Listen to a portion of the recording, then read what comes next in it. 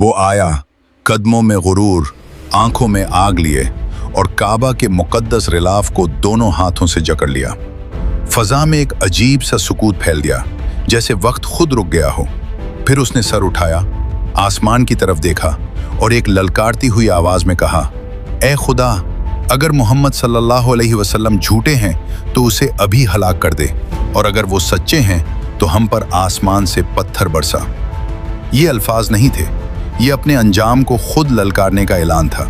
ये थी संगदिली की वो हद जहां इंसान हिदायत को ठुकरा कर अजाब को गले लगाता है। इसी शख्स के बारे में हज़रत सल्लल्लाहु अलैहि वसल्लम ने फरमाया, ये इस उम्मत का फिरौन है, बल्कि मूसा अलैहिस्सलाम के फिरौन से भी बढ़कर, क्योंकि वो अजाब देखकर झुक जाता था, मगर ये अजाब को खुद आवाज दे रहा है। तारीख के सहरा में कुछ नाम ऐसे हैं जिन्हें वक्त मिटा नहीं सका, बल्कि वो इबरत की अलामत बन गए। ये वो लोग थे जो ताकत में पहाड़ थे, मगर सच के सामने रेत साबित हुए। और आज हम बात करेंगे उस शख्स की जो मक्का का सबसे बड़ा सरदार था, जिसे लोग हिकमत वाला कहते थे, मगर वही शख्स तारीख में जहालत की पहचान बन गया। ये कहानी है उम्र बिन हिशाम यानी अबू जहल की। इब्तिदाई जिंदगी और तब्दीली। मक्का की गलियों में एक नाम गूंजता था, अक्ल, राय और फैसलों में सबसे आगे। लोग उसे कहते थे अबूल हिकम, दानाई वाला।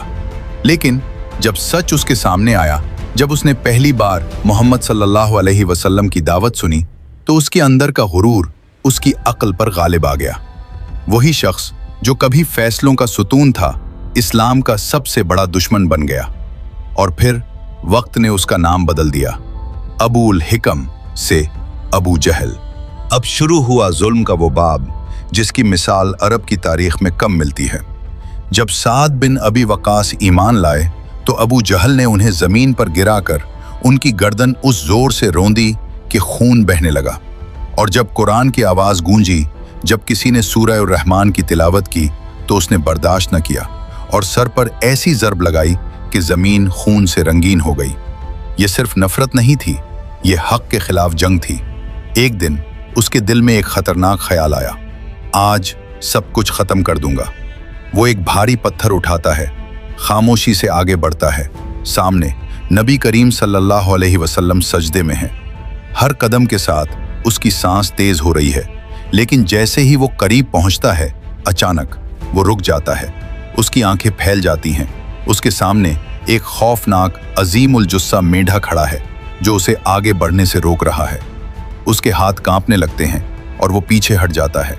ये सिर्फ एक मंजर नहीं था, ये एक इशारा था कि हिफाजत जमीन पर नहीं, आसमान से हो रही थी।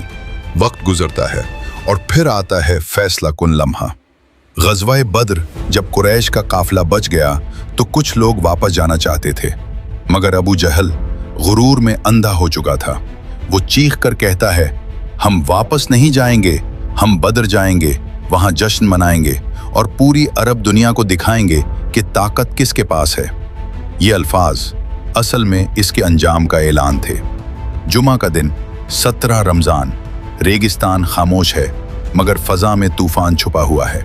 एक तरफ ईमान, दूसरी तरफ गुरूर। नबी करीम सल्लल्लाहु अलैहि वसल्लम उसे पुकारते हैं, ए अबू जहल, क्या अब भी नहीं रुकेगा? मगर वो मज़ीद तकब्बुर में डूब जाता है। फिर जंग शुरू होती है और अचानक 3 नौजवान अंसारी आगे बढ़ते हैं। उनमें से एक मुआज बिन अम्र वो हमला करता है, ऐसी ज़रब कि अबू जहल का पांव कट कर लटक जाता है। फिर दूसरा नौजवान मुआवज़ बिन अफरा वो वार पर वार करता है, यहाँ तक कि अबू जहल जमीन पर गिर जाता है, सांसें टूटने लगती हैं। अब मैदान में दाखिल होते हैं अब्दुल्ला बिन मसूद। वो उसके सीने पर पांव रखते हैं और कहते हैं, ए अल्लाह के दुश्मन, क्या तू रुस्वा नहीं हुआ? मगर देखो, मौत के वक्त भी गुरूर जिंदा है। वो कहता है, मुझे किसने रुस्वा किया? बताओ, आज फतह किसकी है? इब्ने मसूद जवाब देते हैं, अल्लाह और उसके रसूल की। और फिर वही लम्हा आता है जब तारीख बदल जाती है, इसका सर कलम कर दिया जाता है। और जब यह खबर मोहम्मद सल्लल्लाहु अलैहि वसल्लम तक पहुंचती है, आप सल्लल्लाहु अलैहि वसल्लम फरमाते हैं, ये इस उम्मत का फिरौन था। ये कहानी सिर्फ एक जंग की नहीं, ये कहानी है गुरूर के अंजाम की। ये कहानी है सच के सामने झुकने या टूटने की। और याद रखो, तारीख हमेशा ताकतवर को नहीं, हक पर खड़े होने वालों को याद रखती है।